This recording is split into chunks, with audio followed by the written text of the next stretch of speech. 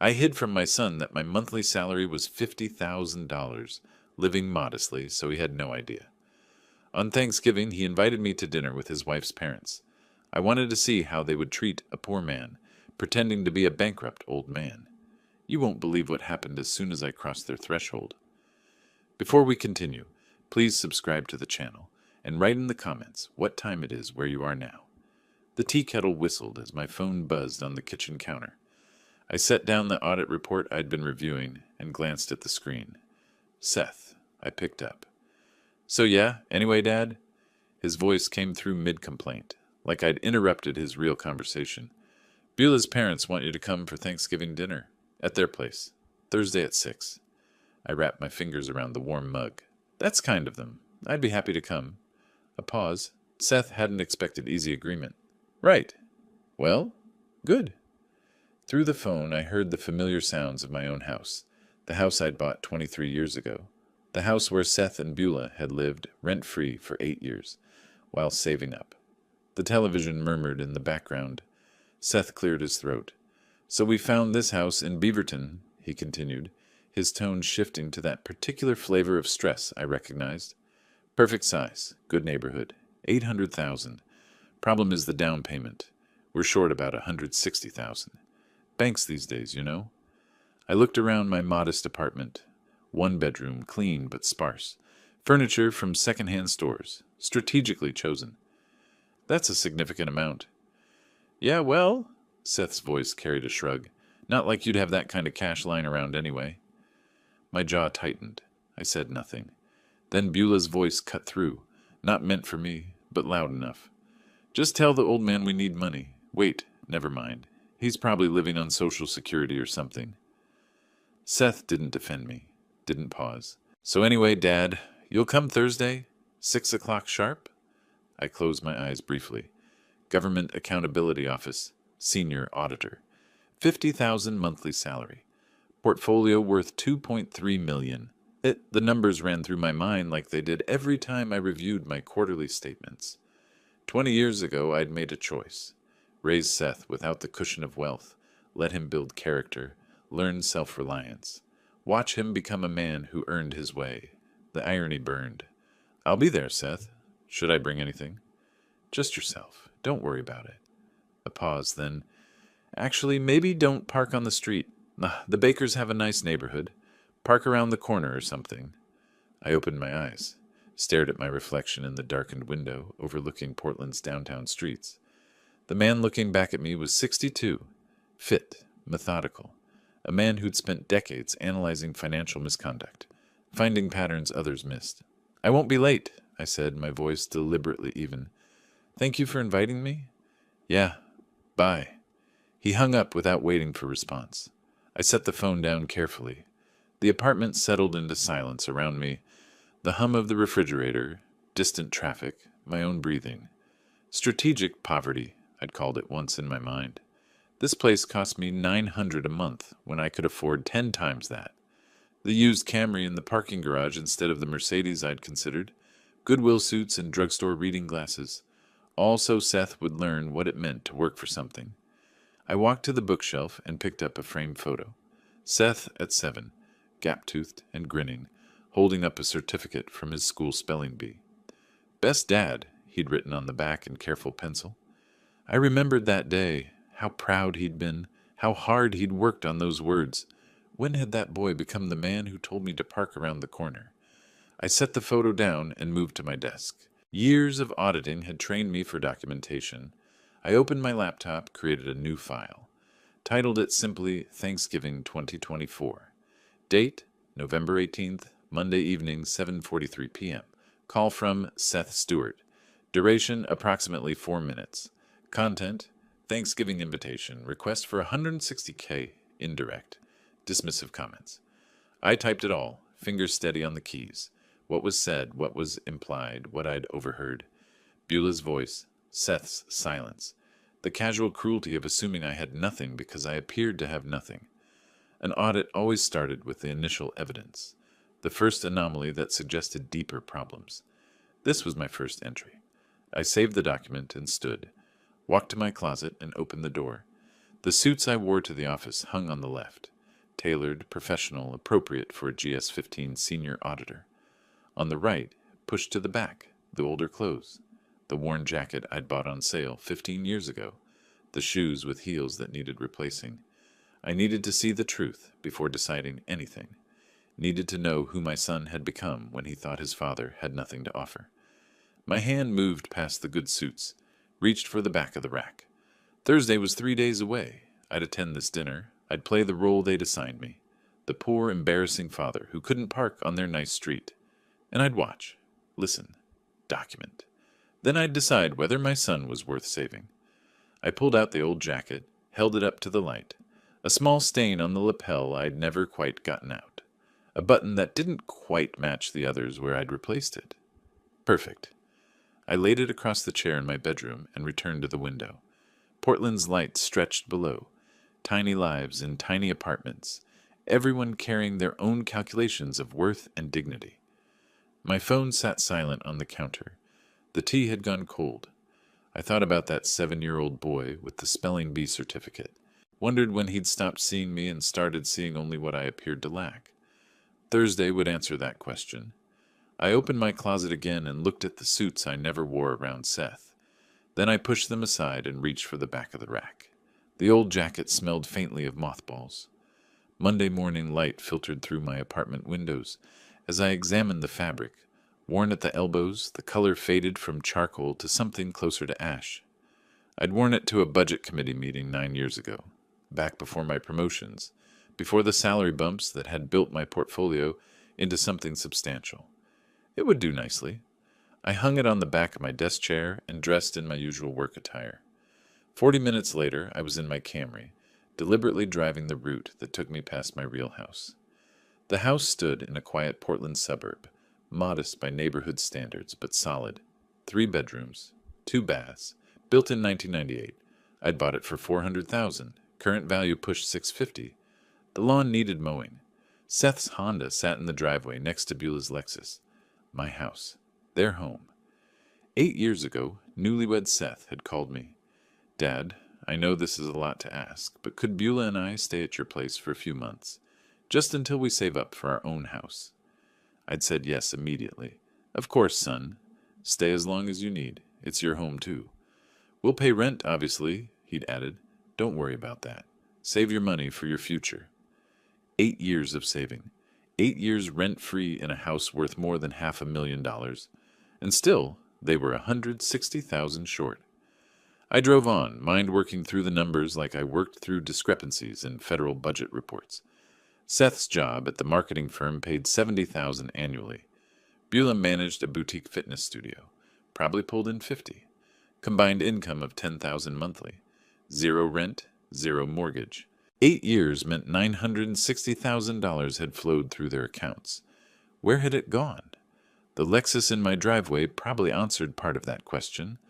At the GAO office downtown, I settled into my familiar routine. Files spread across my desk. Contractor overcharges, grant misallocations, the endless creativity of people who thought they could hide money if they moved it fast enough. I'd built a career on following money that didn't want to be found. Roland, you heading out early for Thanksgiving?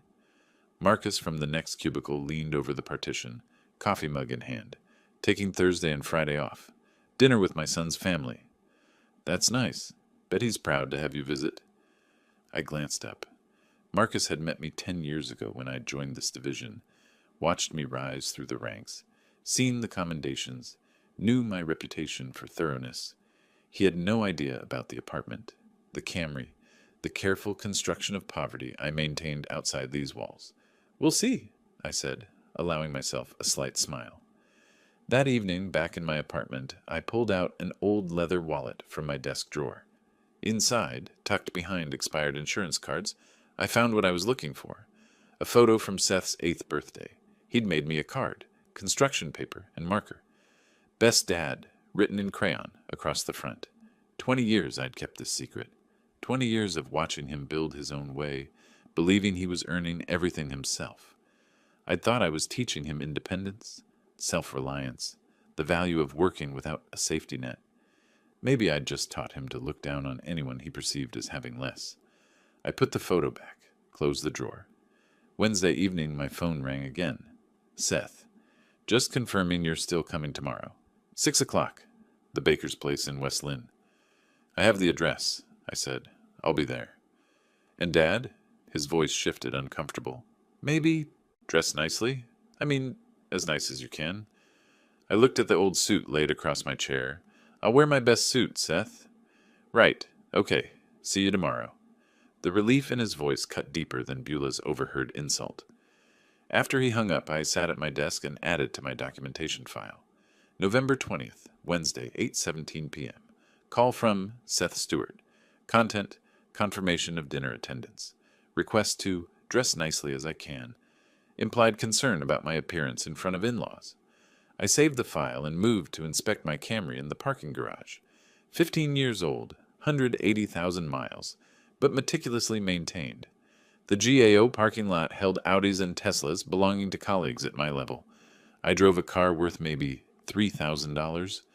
The cognitive dissonance had stopped bothering me years ago. I cleaned the Camry's interior, checked the tire pressure, made sure nothing would draw attention. Not too shabby to be insulting, but clearly the vehicle of a man without resources. Tomorrow, I'd drive this car to a mansion in West Lynn, park it around the corner as instructed, and walk to dinner in my decade-old suit. And I'd watch my son. I'd memorized the pattern now, could recite it like case evidence.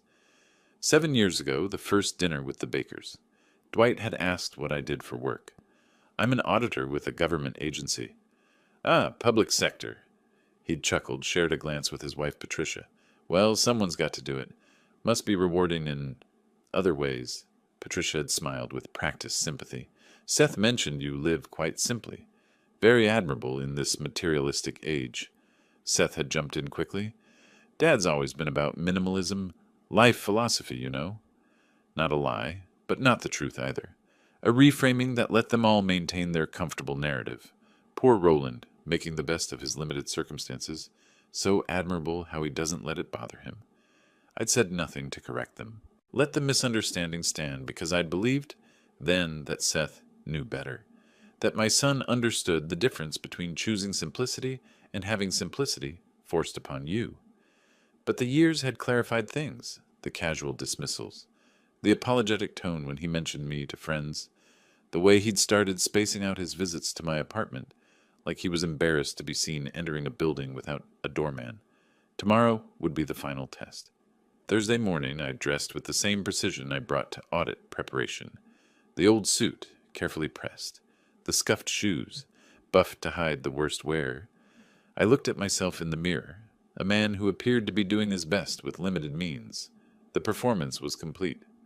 I locked the apartment door behind me and walked to my car. The baker's house was 40 minutes away in West Lynn, one of Portland's wealthier suburbs. Dwight had made his money in commercial real estate. Patricia's family had old money, the kind that predated Oregon's statehood. They'd built a house that announced their status from the street. By 7 o'clock tonight, I'd know whether my son was worth saving. The Camry's engine turned over smoothly. I backed out of my assigned space, drove through downtown toward the highway. Traffic was light, everyone rushing toward their own Thanksgiving tables, their own family gatherings. I wondered how many of them were tests in disguise. The highway stretched before me, morning sun glinting off the hood of my ancient car. My phone sat silent in the cup holder. The suit felt scratchy against my neck. In my mind, I reviewed the framework I'd spent 40 years developing, the auditor's approach to uncovering truth.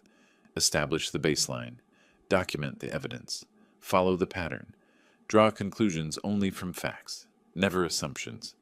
Tonight I'd gather the final data points. Then I'd know what kind of man my son had become.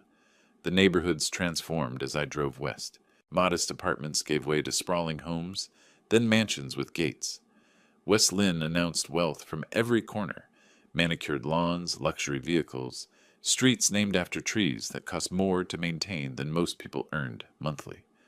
The Baker estate sat on a corner lot, imposing even by local standards. $2.5 million, I estimated from the footprint and location.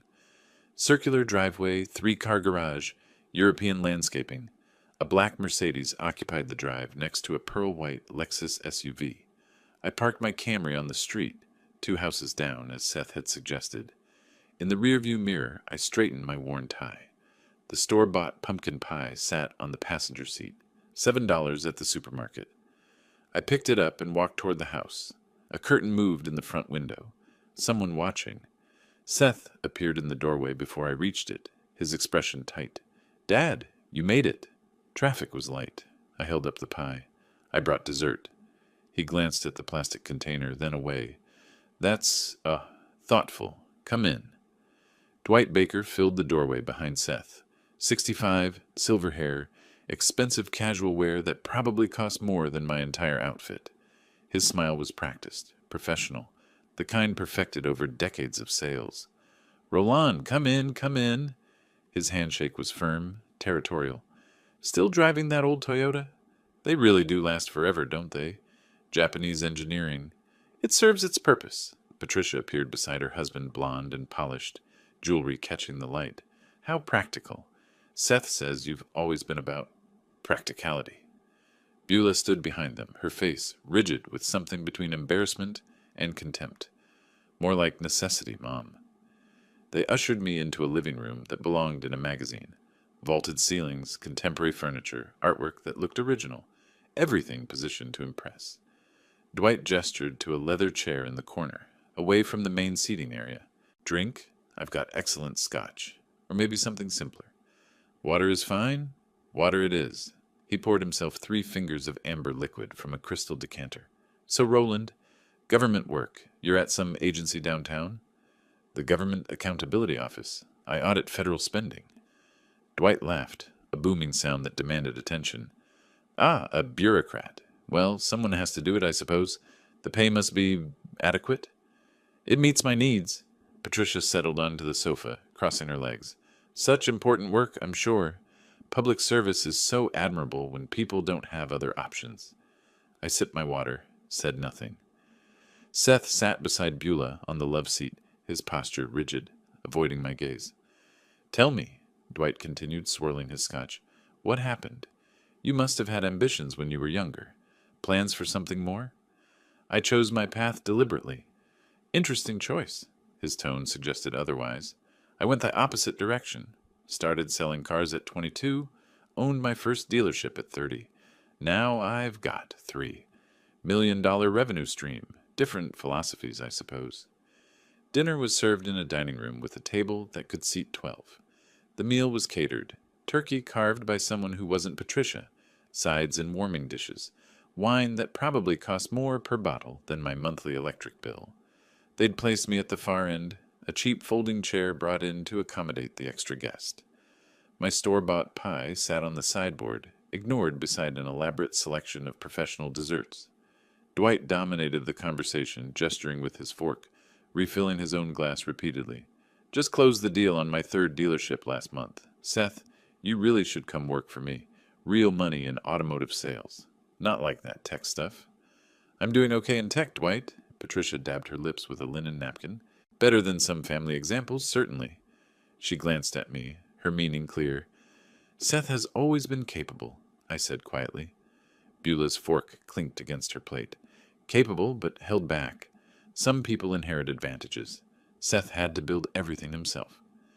The irony would have been funny if it weren't so painful. Seth had inherited a house, 8 years rent-free, every advantage I could provide without revealing my resources. And still, they believed this narrative. "Must be difficult," Patricia continued, "making ends meet on a government salary. Do you have savings? Retirement accounts?" "I'm adequately prepared." Dwight leaned forward, "but not enough to help with major expenses, I'd imagine. Seth mentioned you two found a house. 800,000. Beautiful area, Beaverton. You need what? 160 for the down payment?" Seth nodded. "Yes, sir. We're working on it." "What about family help?" Dwight turned to me. "Roland, can you contribute?" The moment crystallized. I felt Seth's eyes on me, waiting for me to confirm what he'd already told them, that I had nothing to offer. "That's a significant sum," I said. "That's what I thought." Dwight's smile was triumphant. "No offense, but government work doesn't exactly build wealth, does it? Can't squeeze blood from a stone." Seth sat silent. Not a word in my defense. Not even a token protest against Dwight's condescension. Beulah set down her wine glass. We've learned to be realistic about what's possible from different sources. Well then, Dwight stood, walked to Seth's chair, placed a hand on his shoulder. Tell you what, Patricia and I will provide the $160,000. Down payment. Gift from us. Can't have our daughter wait on forever for help that clearly isn't coming from elsewhere. Seth's face transformed. Dwight, that's incredibly generous. Thank you. Beulah rose to hug her father. Thank you, Daddy. This is why I'm grateful for real family support. Patricia beamed. Some families help their children succeed. That's what parents do when they're able. I watched my son accept another man as his benefactor. Watched him show more gratitude to Dwight in 30 seconds than he'd shown me in 8 years. The Camry insult, the parking instruction, the cheap chair at the end of the table, all of it I could have forgiven. But not this silence, not this acceptance of my humiliation without a single word of defense. That's very generous of you both, I said, my tone perfectly neutral. We moved through dessert, their elaborate pastries, not my pie. Conversation continued around me like I was furniture. Dwight's business successes, Patricia's charity board, Beulah's boutique studio expansion plans. Seth contributed enthusiastically, animated in ways I rarely saw anymore. At 9 o'clock, I stood. Thank you for the meal. I should be going. Dwight barely looked up. Early night? Well, long drive back to... Where are you living these days? Downtown. Small place. Cozy, I'm sure. Patricia's smile was dismissive. Good night, Roland. Seth rose halfway, then settled back. Bye, Dad. Not, let me walk you out. Not drive safely. Just a quick dismissal, eager to return to his real family. Goodbye, Seth. I paused at the doorway. Enjoy your new house. I walked to my Camry alone. No one accompanied me. No one watched from the window. I sat in the driver's seat, key in the ignition, but not turning it. My hands were steady. My breathing, even. The auditor in me was already organizing the evening into categories, documenting evidence, building the case file. 8 years rent-free in my house. Tonight's complete betrayal. Dwight's hand on Seth's shoulder, claiming him. I started the engine and pulled away from the curb. In my rearview mirror, the Baker mansion blazed with light and laughter. I'd seen enough. The drive back took longer than usual. I stopped twice, once at a gas station just to sit in the fluorescent light, once at a park overlook where Portland's downtown glittered below. My mind was working, sorting, categorizing. Not anger. Something colder. I reached my apartment at 10:47. The building was quiet, most residents already asleep. I unlocked my door, set my keys in the bowl by the entrance, and moved directly to my desk. Documentation first, always. I opened my laptop and pulled up the file I'd started Monday. Added a new entry. November 21st, Thursday, 6:00 p.m., 9:00 p.m. Location, Baker Residence, West Lynn. Present, Dwight Baker, Patricia Baker, Seth Stewart, Beulah Stewart, Roland Stewart. I typed everything. Dwight's comments about my car, Patricia's questions about my finances, Beulah's contempt, Seth's silence, the down payment offer, Seth's gratitude, not to me, never to me, but to the man who'd spent the evening systematically diminishing everything I was. The words filled 3 pages, clinical, precise, the way I'd write an audit report on financial malfeasance. When I finished, it was past midnight. I saved the document, backed it up to 3 separate drives, then sat back in my chair. 20 years of deliberately living beneath my means, teaching Seth independence. 8 years of free housing while he saved nothing. Tonight's complete betrayal. I pulled up my financial management software. Government Accountability Office salary. $50,000 monthly. 23 years at this level. 20 more before that at lower grades. Total career earnings over 40 years. Conservatively managed. Checking account. $127,000 savings accounts. 4 $18,000 investment portfolio. 1,987,000 401k retirement. $845,000 total liquid assets. $307,000. The house where Seth lived, rent-free. $650,000 current value. Mortgage paid off 12 years ago. Total assets. $427,000. I stared at the numbers. $4 million my son thought didn't exist. $4 million that could have prevented tonight's humiliation with a single sentence. but I'd wanted to know who he really was. Now I did. Friday morning arrived with gray rain.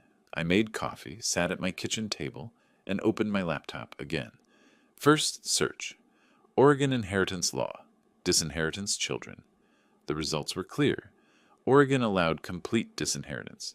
No requirement to leave anything to adult children. A properly executed will with explicit language would suffice. Second search: Oregon eviction law, family members. More complex. 30 days notice minimum. Legal occupation for 8 years might create complications. I'd need an attorney. Third search: transfer on death deed, Oregon. Perfect. A TOD deed would transfer property ownership upon my death directly to named beneficiaries, bypassing probate. Could be revoked or changed any time while I lived. Seth wouldn't inherit the house automatically. I could name anyone, any organization, any charity. He'd have nothing. I spent the afternoon organizing documents: property deed, tax records, financial statements. The 8 years of documentation showing Seth had lived rent-free, paying zero toward the mortgage, utilities, maintenance. His income tax returns I'd helped him file until 3 years ago, showing his substantial earnings. The rain intensified. I made lunch, barely tasted it, returned to my laptop. By evening I had the framework. Two-pronged approach, both legally sound. 1. New will, explicitly disinheriting Seth with clear language explaining why. Everything to charity, perhaps organizations supporting foster children or educational opportunities for underprivileged youth, kids who actually needed help, unlike my son who'd squandered 8 years of advantages. 2. Transfer on death deed for the house, also to charity, or perhaps sold with proceeds to charity. Seth would need to vacate within 30 days of my death, but first I needed him out while I was still alive. Saturday morning I dressed casually and drove past my house. Seth's Honda was in the driveway, Beulah's Lexus beside it, lights on in the kitchen. They were home, probably discussing their new house, celebrating Dwight's generosity. My house, my equity, my gift turned into a weapon against me. I drove back to my apartment and made a phone call to a colleague who'd gone through a messy divorce. Marcus, it's Roland. I need an attorney recommendation. Real estate and inheritance law. Everything okay? Just planning ahead. Someone thorough. Vernon Price. He handled my property settlement. Doesn't mess around. Want his number? I wrote it down, thanked him, and opened my email. Vernon Price's website was professional. 40 years experience, estate planning, property law, complex family situations, office in downtown Portland, walking distance from my apartment. I drafted the email carefully. Subject: consultation request. Estate planning and property matter. Mr. Price, I am seeking legal counsel regarding estate planning and a property matter involving family occupation. I am a 64-year-old federal employee with substantial assets and real property. I need to execute a comprehensive will, establish a transfer on death deed, and address the current occupation of my primary residence by family members. I have documentation prepared and am ready to proceed quickly. Please advise your availability for an initial consultation. Regards, Roland Stewart. I read it twice, checked for typos, and hit send. The email departed with a quiet sound. I sat back in my chair, coffee cooling beside me on the desk. Outside my window, Portland moved through its Saturday routine. People shopping, eating, living their ordinary lives. I'd spent 40 years building financial security, 20 years hiding it to teach my son independence, 8 years providing free housing while he saved nothing and learned to despise me for appearing to have nothing. Last night, he'd sat silent while another man paid for his future. This morning, I'd started the process of removing every advantage I'd ever given him. My phone sat quiet on the desk. Seth hadn't called, hadn't texted, probably didn't even think about how I'd gotten home, whether I was hurt, whether I'd eaten anything beyond the dinner I'd barely touched. I opened my financial software again, looked at the numbers one more time. $4 million. 40 years of careful planning. None of it would ever reach Seth. I pulled up the file with my documentation. 3 parts now, chronological, detailed, damning. Printed it, 3 copies. Put them in separate folders. One for my records, one for the attorney, one for backup. By noon, I'd organized everything an attorney would need: property deed, 8 years of utility bills showing sole ownership, tax returns, the complete financial picture. The plan was simple, legally airtight, morally justified. Seth had made his choice. Now I'd make mine. I closed my laptop and looked around my small apartment, the space I chose, the life I built, the resources I controlled. Monday, I'd likely hear from Vernon Price. We'd schedule a consultation. By next week, I'd have documents drafted. Seth could have his new house, Dwight's generous gift, the life he'd chosen with his real family. He just wouldn't have mine. The weekend passed in careful preparation. I gathered bank statements, property deeds, retirement account summaries, organized them chronologically, cross-referenced by account type.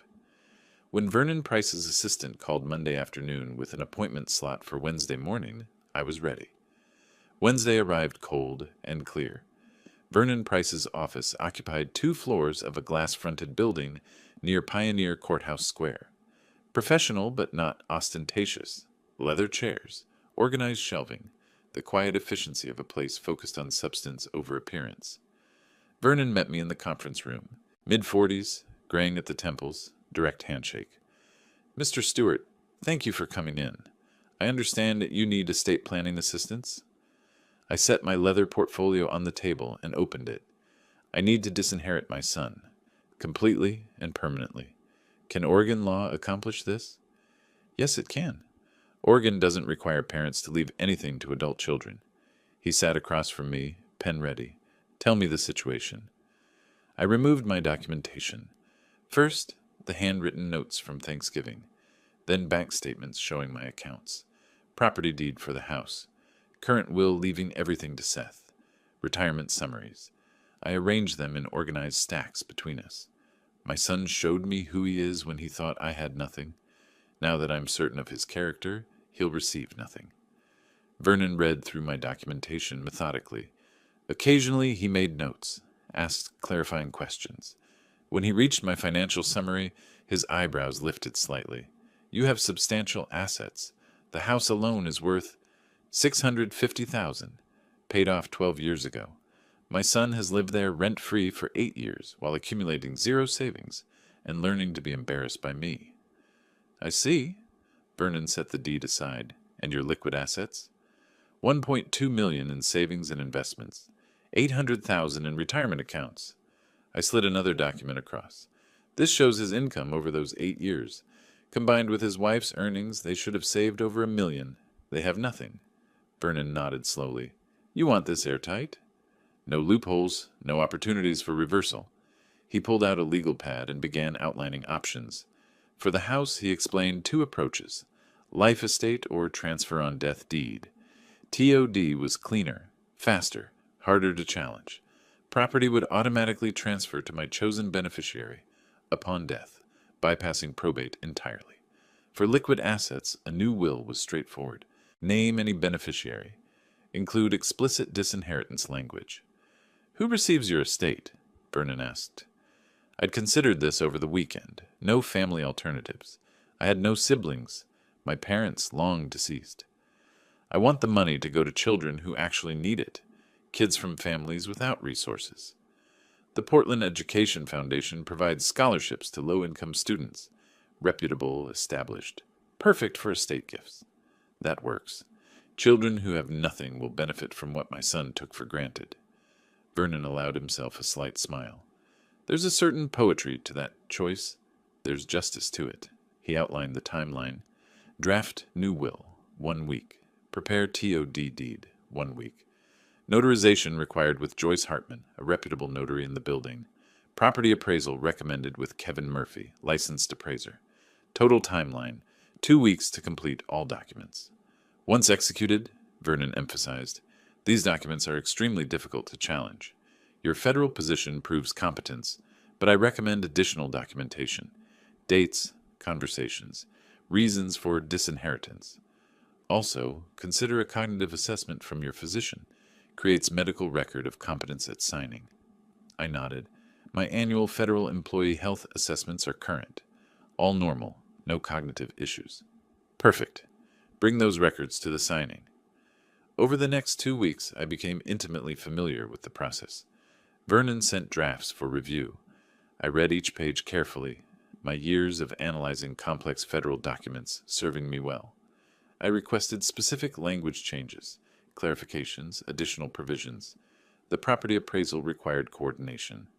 I called Seth on a Tuesday evening. Seth, I'm having the house appraised next Tuesday. The appraiser will need access. Appraised? Why? Insurance purposes. Routine property valuation. Will you be home? No, I'll be at work. Beulah might be here. This seems sudden. It's overdue. I'll coordinate with the appraiser. He'll be professional and quick. Okay, I guess that's fine. Kevin Murphy conducted the appraisal on schedule. I accompanied him. It was my property, after all. Seth wasn't home. Beulah had left for her studio. Walking through the house felt strange. Seth's furniture, Beulah's decorative choices, their lives built in my space without payment or appreciation. Kevin measured rooms, photographed features, noted improvements. The appraisal came back at $650,000, fair market value. By mid-December, all documents were ready. Vernon scheduled the signing for a Wednesday afternoon. Joyce Hartman's notary office occupied a corner of the law firm's second floor. Small desk, official seal mounted on the wall, filing cabinets of recorded documents. 2 witnesses, law firm staff, stood against the wall. Joyce reviewed my federal ID badge, verified my identity. She slid the new will across the desk. Mr. Stewart, I need to verify you understand these documents.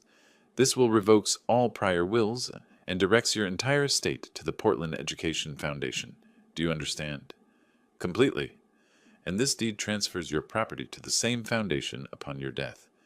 Your son, currently residing there, is not a beneficiary. You understand this? I do. That's my intention. Very well. Please sign here, here, and initial here.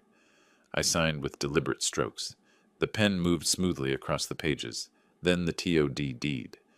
Joyce applied her seal. The stamp made a definitive sound that echoed in the quiet room. She handed me the documents. These are now in effect. The TOD deed needs county recording. The next morning, I personally walked the recorded TOD deed to the Multnomah County Recording Office. I wanted to see it entered into public record myself. The clerk processed it efficiently, provided a stamped copy with the official recording number. I held the document, read the stamp. Real now, permanent, the house would never be Seth's. That afternoon, I returned to Vernon's office for our final meeting. All documents are executed and recorded, he confirmed. Your estate plan is now in effect. When do you plan to inform your son? Soon, after the holidays. I want him to enjoy one more Christmas, believing he's getting millions. Vernon leaned back in his chair. That's actually remarkably restrained. Most clients in your situation act immediately. I'm not acting from rage. I'm acting from certainty. A few more weeks won't change anything. He nodded. Call if you need anything. And, Mr. Stewart, you've done this correctly. The documentation is thorough. The legal foundation solid. I left his office carrying copies of every document. The originals were filed in Vernon's secure storage, with additional copies in my apartment safe. Christmas came and went. Seth sent a brief text. Generic holiday wishes. Nothing personal. No invitation to celebrate together. No acknowledgement of the Thanksgiving that had changed everything. I spent Christmas Day organizing my files, reviewing my documentation, preparing for what came next. By early January, I was ready. I texted Seth in early January. Brief, neutral. Need to speak with you. Coffee Wednesday afternoon, downtown caf, on 3rd. His response came hours later. Sure, what's this about? Better in person? Wednesday arrived gray with rain. I reached the caf. First, selected a corner table near the window. Ordered black coffee.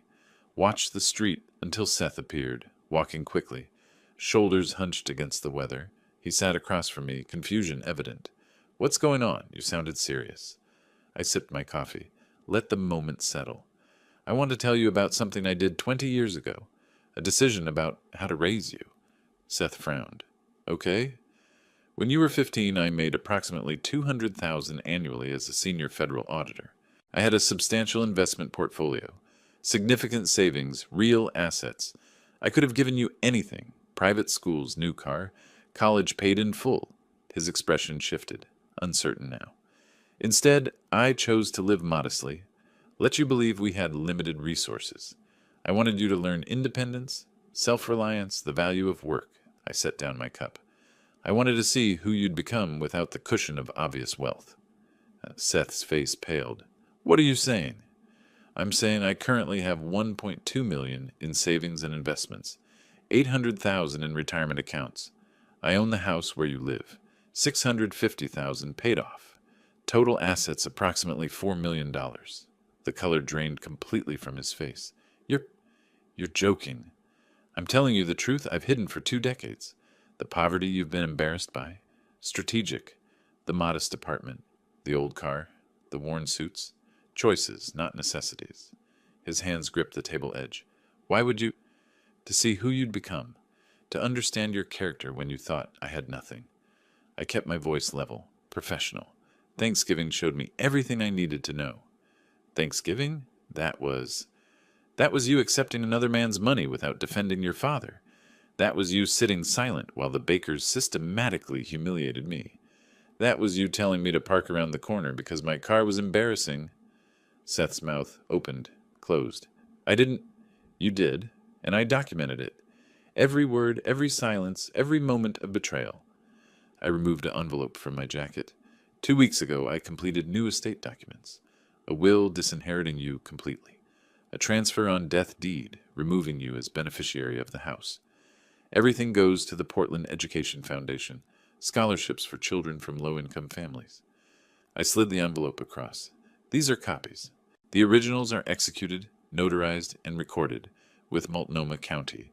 Legally binding. Seth stared at the envelope like it contained poison. You can't. I can. Oregon law allows complete disinheritance of adult children. Vernon Price, my attorney, ensured everything is legally airtight. You showed me who you are, Seth.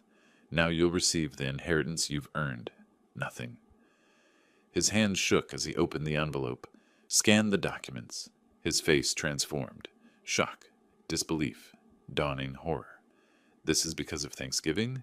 Because I didn't defend you enough? That's insane. It's because of 8 years rent-free in my house.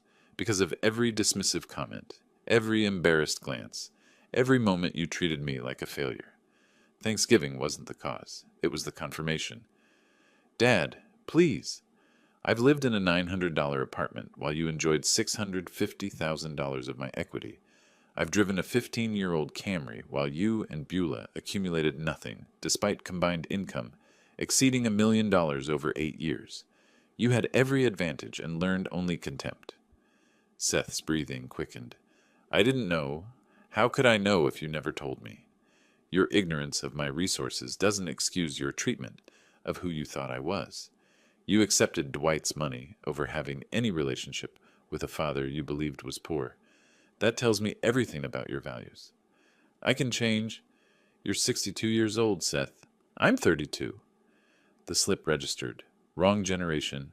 I was 64. Seth was 32. The stress was affecting my precision. You're 32, I corrected. Old enough to know better. Old enough to have shown basic respect, regardless of my perceived finances. He pushed back from the table, stood, sat again. His phone buzzed. He ignored it. It buzzed again. I need to... He answered it. Not now, Beulah. Her voice carried across the table, shrill and demanding. I couldn't make out words, but the tone was clear. Seth's expression crumbled. He just told me he's got $4 million. No, I didn't know. Of course I didn't.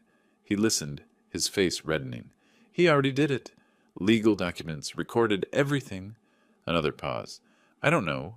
Let me... She was screaming now. Actual screaming. Seth pulled the phone from his ear, wincing. I need to go home, he said finally. We need to talk about this. There's nothing to discuss. The documents are filed. My decision is final. Beulah's parents, Dwight knows lawyers. Let him hire them. Vernon Price specializes in estate law. Every document was prepared to withstand challenge. You can spend your savings on legal fees if you want. You'll lose. Seth stood, swaying slightly. How can you do this? I'm your son. And you showed me exactly what that means to you. I stood as well, straightened my coat. The house is mine. The money is mine. None of it was ever yours, despite 8 years of free living and a lifetime of expectations. You made your choices. Now, live with them. I left the cafe. While he was still standing there, the documents scattered across the table, his phone pressed to his ear and Beulah's voice cutting through the space between us. In my car, I sat for a moment before starting the engine. Across the street, through the cafe window, I could see Seth collapse back into his chair, head in his hands. I started the Camry and pulled into traffic. The first blow had landed. Now I'd wait to see how they'd respond. 10 days passed after the cafe meeting. I returned to my routine. Work, home, the quiet rhythm of my life. Seth called twice. I didn't answer. Then the certified letter arrived, requiring my signature. I knew what it was before I opened it. The postal worker waited while I signed the electronic pad. I thanked her, closed the door, and sat at my kitchen table. The envelope was thick, formal, bearing the letterhead of Harrison & Cole, a prominent Portland law firm known for aggressive litigation. I used a letter opener rather than tearing the envelope. Inside, 12 pages of legal filing. Seth Stewart, plaintiff, versus Roland Stewart, defendant. Contest of last will and testament. Claims of diminished capacity, undue influence, emotional instability evidenced by sudden disinheritance of only child. I photographed each page with my phone, then called Vernon Price.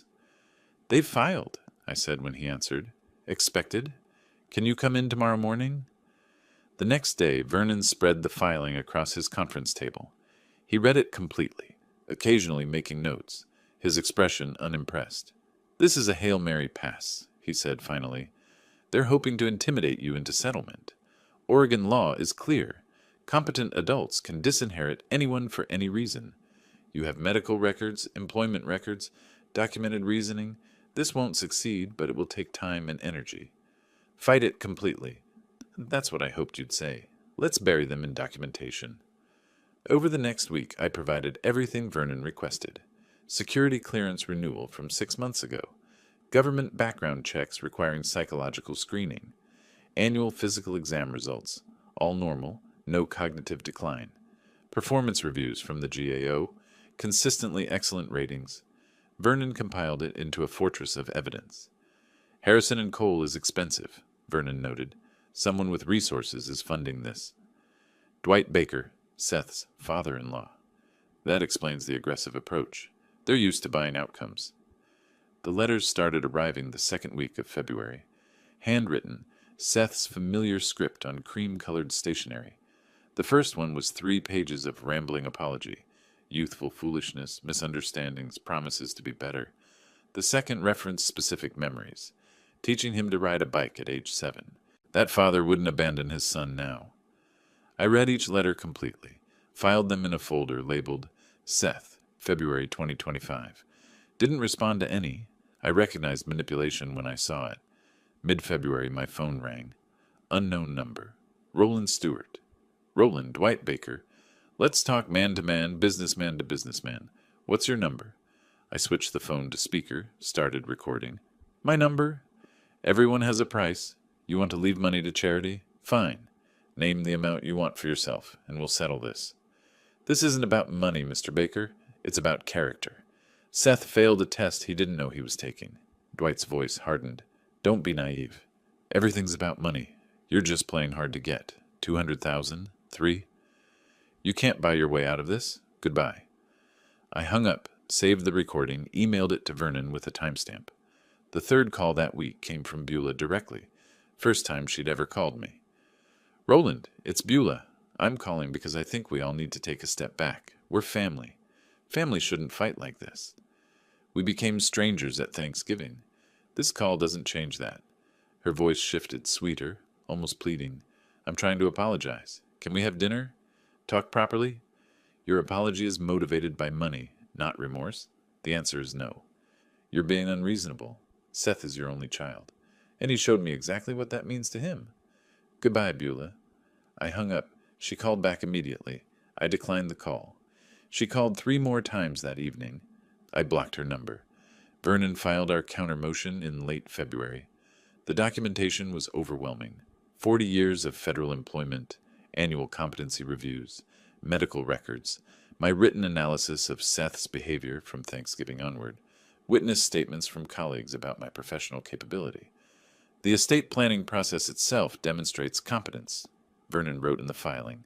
Mr. Stewart researched Oregon law, consulted legal professionals, made informed decisions over multiple weeks, executed documents properly. These are not the actions of someone with diminished capacity. The hearing was scheduled for late February. I dressed in my work suit, professional, appropriate for a senior federal auditor. Vernon met me outside the courtroom. Stay calm, answer questions directly, show them exactly who you are, he advised. The courtroom was smaller than I'd expected. Seth sat at the plaintiff's table with his attorney from Harrison & Cole, a woman in her 40s, expensive suit, practiced confidence. Beulah sat in the gallery behind them. Dwight wasn't present. The judge was a woman in her 60s, Judge Patricia Morrison, according to the nameplate. Seth's attorney presented first. Claimed Roland's sudden disinheritance indicated emotional disturbance. Argued no rational parent would cut off their only child without cause. Suggested I'd been influenced or coerced, though she couldn't identify by whom. Vernon countered with documentation. Passed my employment records to the judge. My security clearance renewal, requiring psychological screening, annual physicals, performance reviews, my handwritten notes from Thanksgiving, dated and detailed. Mr. Stewart is a senior federal auditor, Vernon stated. He passed a rigorous background check 6 months ago. He has documented his reasoning clearly. He planned this estate change methodically over months, consulting professionals, making informed decisions. This is textbook competence. Judge Morrison reviewed the materials, then looked at me. Mr. Stewart, you changed your will after 40 years. Can you explain this decision? I met her eyes, spoke clearly. Yes, Your Honor. I kept my financial status private to teach my son independence. At Thanksgiving, I learned how he treats people he believes have nothing. His character, when tested, was found wanting. This seems like a harsh response to a single dinner. It wasn't a single dinner, Your Honor. It was 8 years of taking without gratitude, culminating in one evening where he showed his true values. I documented everything. She studied me for a long moment. You appear quite competent to me, Mr. Stewart. Thank you. She reviewed Vernon's submissions again, then Seth's attorney's filings. The courtroom was silent except for rustling paper. Finally, she looked up. I've reviewed the evidence. Mr. Stewart is clearly competent. He has documented his reasoning. Oregon law permits disinheritance. The will stands as executed. Challenge dismissed. Seth's face crumbled. His attorney gathered her papers quickly, professionally masking her defeat. Beulah sat frozen in the gallery. Outside the courthouse, Seth called across the lobby. Dad, please, just talk to me. 5 minutes. That's all I'm asking. I paused for 1 second. Let him see me, hear him, acknowledge his presence. Then I continued walking. Vernon fell in beside me, creating a physical barrier. In my car, I sat for a moment before starting the engine. The legal challenge had failed. Dwight's money had bought them nothing but expensive legal fees and public documentation of Seth's failure. I drove back to my apartment. The victory felt appropriate, not celebratory. The system had confirmed what I knew. My decision was sound, my reasoning valid, my actions legal. But I knew they wouldn't stop completely. The will was secure now, court-tested and approved. That left one remaining asset, the house where Seth and Beulah lived, rent-free. I suspected that would be their next battlefield. I was ready. 3 weeks passed after the court victory. I returned to work, completed my quarterly audit reports, maintained my routine. Then on a Tuesday evening in late March, I called Vernon Price. I want to reclaim my house. Vernon was quiet for a moment. The property where Seth lives. The property I own, where Seth has lived without lease or payment for 8 years. Oregon law requires 60-day notice for no-cause termination of tenancy. You'll need to deliver written notice, document delivery, then file for eviction if he doesn't vacate voluntarily. Draft the notice. Vernon prepared the document that week. It was formal, legally precise. Notice to terminate tenancy. Effective. April 1st, Seth had 60 days to vacate the premises. No cause required under Oregon law.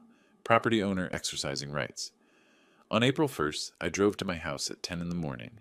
Seth's Honda was gone. He'd be at work. Beulah's Lexus sat in the driveway. I knocked on my own front door. Beulah answered, confusion crossing her face. Roland? What are you?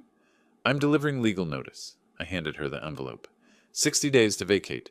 You and Seth need to be out by June 1st. She stared at the envelope. Vacate? This is Seth's house. This is my house. I bought it 23 years ago. Paid it off 12 years ago. Seth has lived here rent-free by my permission, which I'm now withdrawing. Her face went white. You can't just kick us out. We have rights. You have 60 days. Read the notice. It explains everything. I turned to leave.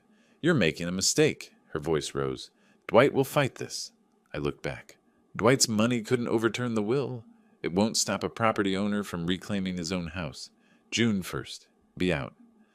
I walked to my car, photographed the house and my visit, noted the time and date. Documentation.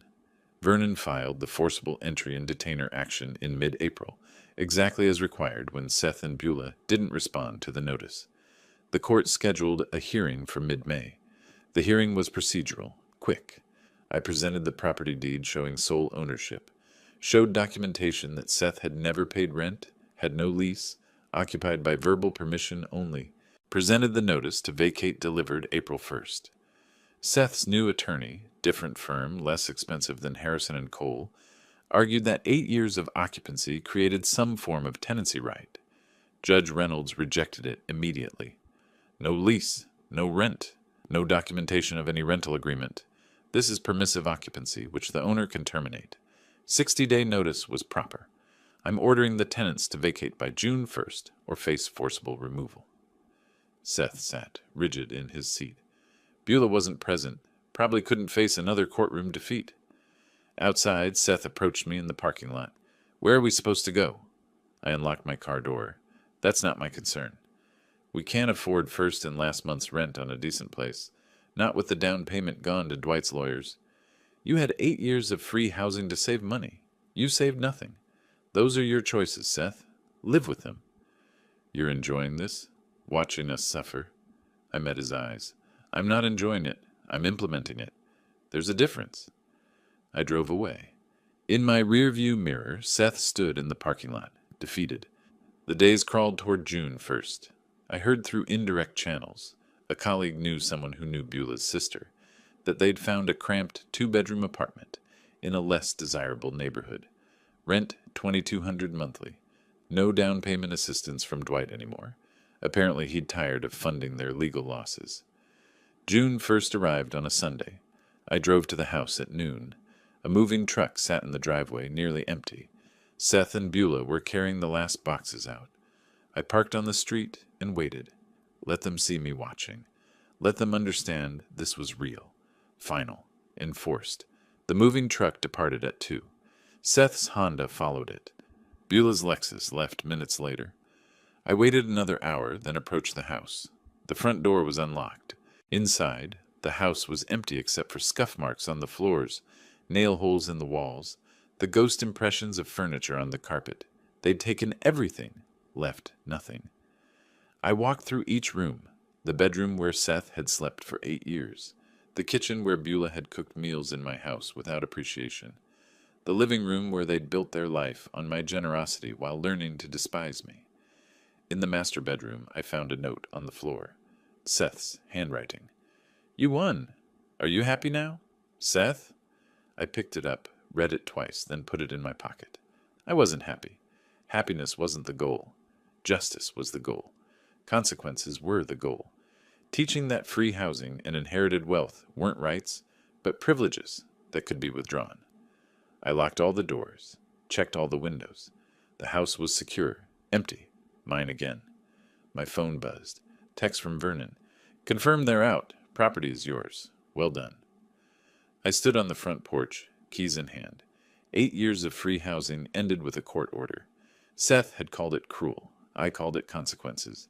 Somewhere in Portland, Seth and Beulah were unpacking in whatever apartment they could afford on short notice. Dwight's money had dried up after 2 legal defeats. They'd have to manage on their own earnings now, pay their own rent, build their own security without a wealthy father-in-law or a generous father they'd learned too late to appreciate. I got in my car and drove back to my apartment. The house was mine again. The inheritance was secured. The legal battles were over. Seth had nothing left to take, nothing left to contest, nothing left to expect. I'd spent 20 years teaching him independence, 8 years giving him advantages, 3 months showing him consequences.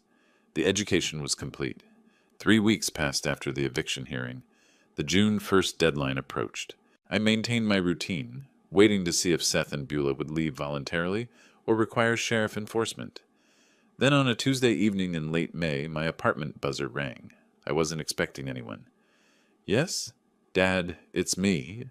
Seth's voice came through the intercom, subdued. "Can I come up? Please. Just 10 minutes. I considered refusing, pressed the button instead. "Why?" "Because I need to talk to you. Face to face. Not through lawyers. Just us." I paused, then buzzed him up. Seth appeared at my door looking diminished. Worn clothing, tired eyes, shoulders curved inward. This wasn't the man from Thanksgiving. He stood in my doorway, not presuming entry. "You have 10 minutes." I stepped aside. He entered slowly, remained standing near the entrance. I crossed my arms, maintained distance.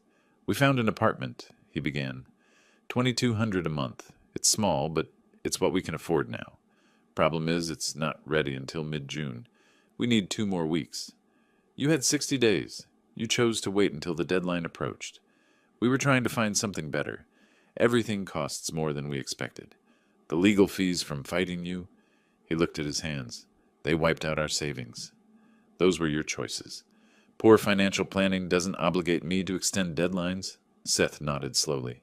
"Dwight gave us $50,000, but he won't give more. He's furious about the court losses. He said you're too stubborn, and we're on our own now." I allowed myself a thin smile. He tried to buy a solution. When that failed, he withdrew support. Sounds familiar. Conditional assistance based on success. How does it feel being on the receiving end? "Point taken." Seth's voice was quiet. "What about Beulah? How's she handling this?" His expression darkened. "She blames me for everything. She says I should have known you had money, that I should have fixed this. She calls me a failure. Daily." Those are the same words she used about me at Thanksgiving. "You said nothing then. Now you understand what silence costs." "I do. Too late, but I do." We stood in silence. Outside my window, Portland's evening traffic hummed. Seth shifted his weight, exhausted. "I'm not asking for forgiveness," he said finally. "I'm not asking you to change the will. I'm asking for 2 weeks. That's all. Just 14 more days. I gave you 8 years. That's 4,000. 176 days of free housing. You're asking for 14 more. The answer's no. Dad, please." "The court order says June 1st. That deadline stands. Be out by then, or the sheriff enforces it. This conversation is over." Seth looked at me directly for the first time. "I came here knowing you'd probably say no. I came anyway because I had to try. Not for the house or the money. I understand those are gone. Just to see if there's anything left between us worth saving." "Thanksgiving," answered that question. He nodded, moved toward the door. His hand rested on the knob. "For what it's worth, I'm sorry. Not about losing the money. About disappointing you. If you'd shown this awareness at Thanksgiving, none of this would have happened. I know, but I didn't. And now I'm living with it. Yes, you are. Goodbye, Seth." He left without another word. I stood at the closed door, listening to his footsteps fade down the hallway. Then I walked to my window, watched him emerge onto the street below, get into his Honda. He sat there for a long moment before starting the engine. I closed the curtain. Over the next few days, I drove past the house, occasionally. Not stalking, verifying. I parked a block away, observed for 10 minutes, noted progress. Rental truck on Wednesday. Boxes loaded Thursday. Furniture carried out Friday. On May 30th, I watched from my car as Seth and Beulah made final trips. Beulah slammed the trunk repeatedly, her movements sharp with anger. Seth moved mechanically, carrying boxes without expression. They didn't see me watching. By evening, the truck was gone. May 31st, my phone buzzed. Text from Seth. "We're out. House is empty. Keys are on kitchen counter." I typed a single word. Acknowledged. No response came. None was needed. June 1st arrived on Sunday. I drove to the house at noon. let myself in with my original key. The keys Seth mentioned lay on the kitchen counter, 2 copies, tagged with a hardware store label. I walked through empty rooms, scuff marks on floors, nail holes in walls, carpet indentations where furniture had stood for 8 years, the ghost architecture of their life in my space. In the master bedroom, I found something they'd missed, a small framed photo fallen behind where the dresser had been. Seth and Beulah on their wedding day 7 years ago, young, hopeful, certain of their future. I picked it up, studied it for a moment, then set it on the windowsill. Not my concern anymore. I locked all the doors, checked all the windows. The house was secure, empty, mine again. Outside, I stood on the porch, keys in hand. 8 years of occupation ended. Seth had texted compliance, moved out without sheriff enforcement, left quietly. The education was complete. The consequences delivered. The justice achieved. I got in my car and drove back to my apartment. Behind me, the house stood empty, waiting for whatever came next. Somewhere in Portland, Seth and Beulah unpacked in their cramped apartment, adjusted to paying rent, learned to live without advantages they'd taken for granted. That wasn't my concern either. I'd spent 20 years teaching Seth independence, 8 years giving him opportunities, 6 months showing him consequences. The lesson was over. Whether he learned from it was his choice now, not mine. I parked in my apartment garage, rode the elevator up, unlocked my door. Inside, everything was exactly as I'd left it. My space, my peace, my life undisturbed by people who'd learned to value wealth over character. I made dinner, ate at my small table, and felt something I hadn't felt since before Thanksgiving. Satisfied, not happy, not triumphant, just finished. The story had reached its natural conclusion. June passed into July. I returned to my full work routine at the GAO, completed the quarterly audits I'd been managing, prepared reports for congressional oversight. My colleagues noticed nothing different about me. I was the same senior auditor I'd been for decades. Methodical, thorough, reliable.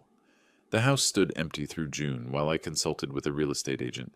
Market value had held steady at $650,000. I listed it in early July, and it sold within 3 weeks. Cash buyer, no complications.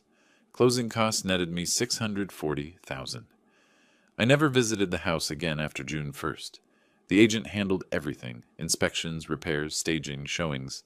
When the sale closed in late July, I signed documents in Vernon Price's office, accepted the check, and completed the transaction without seeing the property. The money transferred to my account. $640,000 that would never reach Seth. I decided weeks earlier where it would go.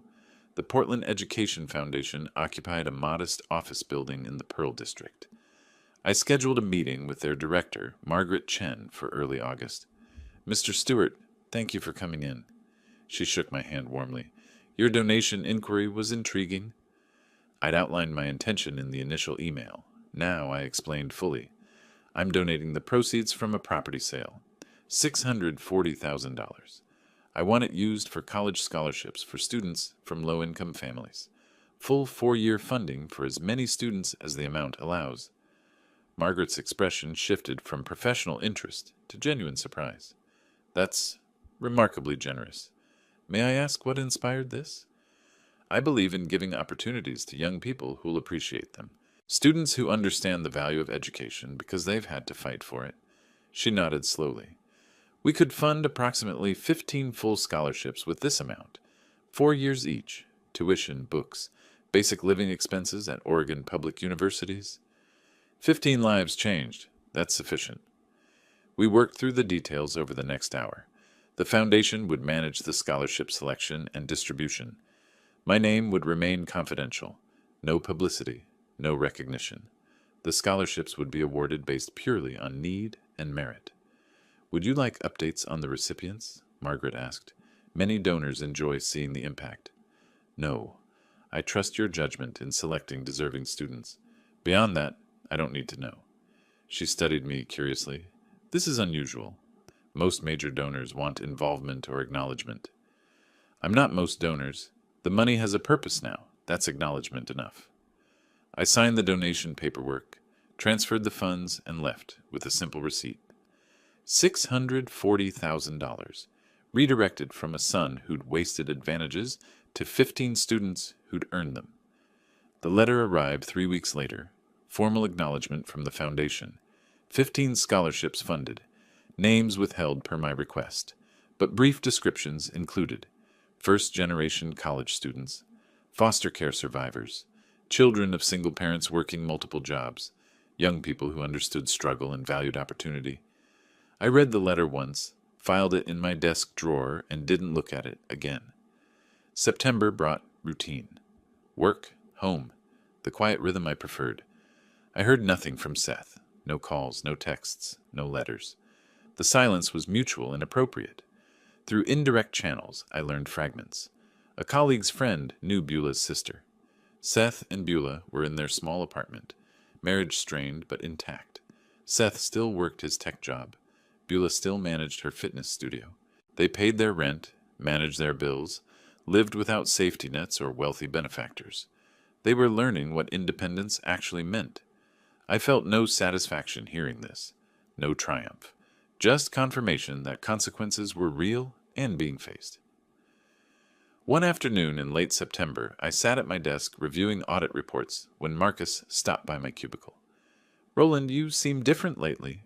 More settled, maybe." I looked up from my computer. "Do I?" "Yeah, can't put my finger on it.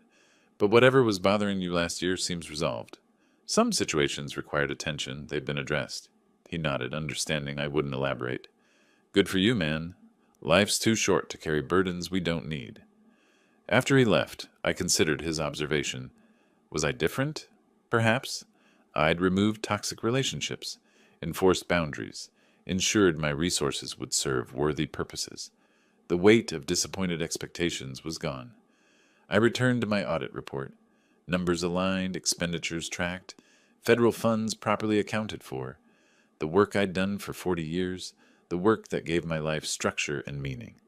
That evening I made dinner in my small kitchen, ate at my small table, watched the news briefly, then read financial journals until bedtime.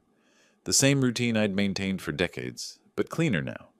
No calls from Seth asking for favors. No performance of poverty to teach lessons. No waiting for character development that never came. Just my life, lived on my terms, by my values. The story people would tell, if anyone told it, would be simple.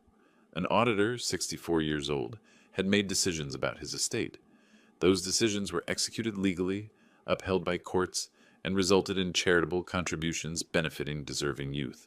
Clean, professional, principled. The story Seth would tell, if he told it, would be different. But that narrative wasn't mine to control or concern myself with.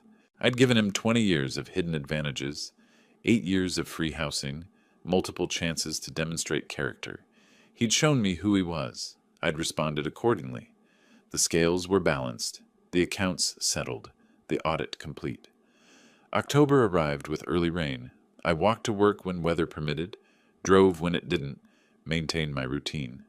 The house was someone else's home now.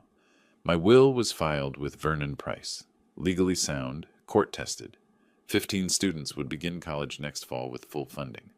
Everything I'd intended to accomplish was done. I closed my laptop one evening, having finished the day's work from home. Outside my window, Portland's lights sparkled in the damp darkness. Somewhere in this city, my son struggled with consequences he'd earned. Somewhere else, 15 young people prepared for opportunities they'd been given. I felt no need to know more than that. Tomorrow would bring more audits, more reports, more routine. That was exactly what I wanted. The story was over. The justice was done. The rest was simply living. If you like this story, please like this video, subscribe to the channel, and share your impressions of this story in the comments. To listen to the next story, click on the box on the left. Thank you for watching.